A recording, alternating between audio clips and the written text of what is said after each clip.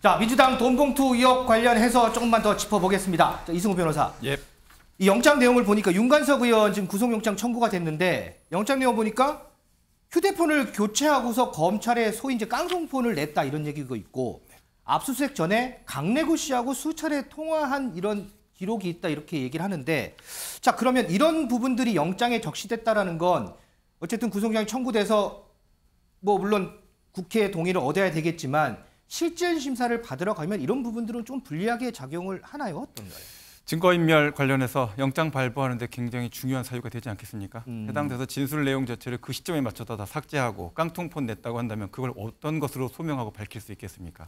굉장히 큰 부담을 지게 될 것이다 라고 생각합니다. 자, 일전에 왜 송영길 전 대표도 프랑스에서 이제 돌아와가지고 검찰에다가 이제 휴대폰 냈는데 여기 또 안에도 아무것도 없다 이런 보도도 있었어요. 그러면은 이게 수사하는 데는 좀 영향이 많이 크지 않나요? 이게?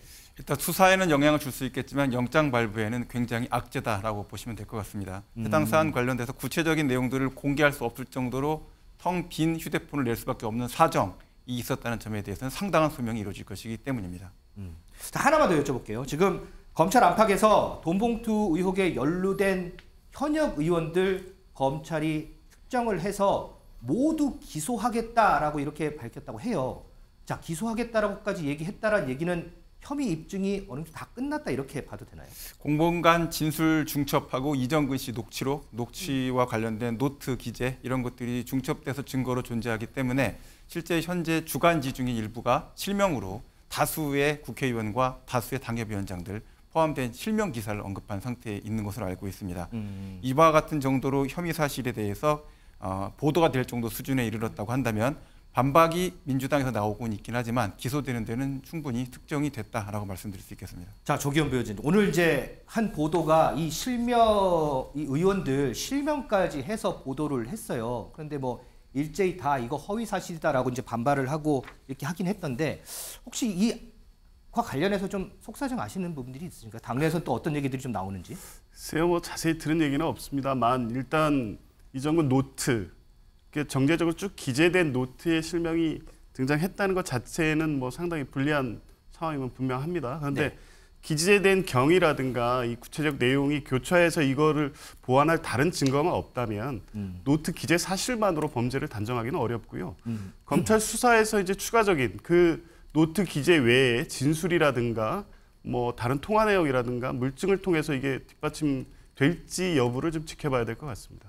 자, 이 실제로요 실명이 언급된 의원 중에 30 의원이 자청해서 기자회견을 오늘 했습니다. 30 의원 얘기 좀 듣고 오겠습니다.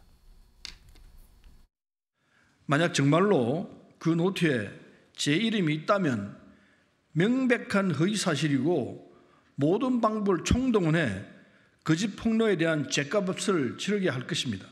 도대체 이름도 모르고 만난 적도 없는 이정근, 박우식과 저 서른을 엮는 사람 누구입니까? 누가 장난을 치는 겁니까? 절대 유야무가 넘어가지 않을 것입니다. 자, 민지숙 기자, 네. 30 의원 얘기 들어봤는데 어쨌든 결국 다 이거 허위다 이런 얘기인 거죠? 맞습니다. 30 의원이 기자회견에 이어서요. 이런 삼류소설 같은 보도 도저히 참을 수가 없다. 이정근 씨에게 들은 얘기란 이 지인이란 사람이 작성했다라는 이 카더라 이 해당 매체에 용서 없는 책임을 물을 것이다. 이렇게 경고했습니다. 자, 이 돈봉투 의혹 저희가 좀 짚어봤는데 다음 주는 국회에서 뭐 표결도 있을 것 같습니다. 그 내용도 좀 다음 주에 전해드리겠습니다.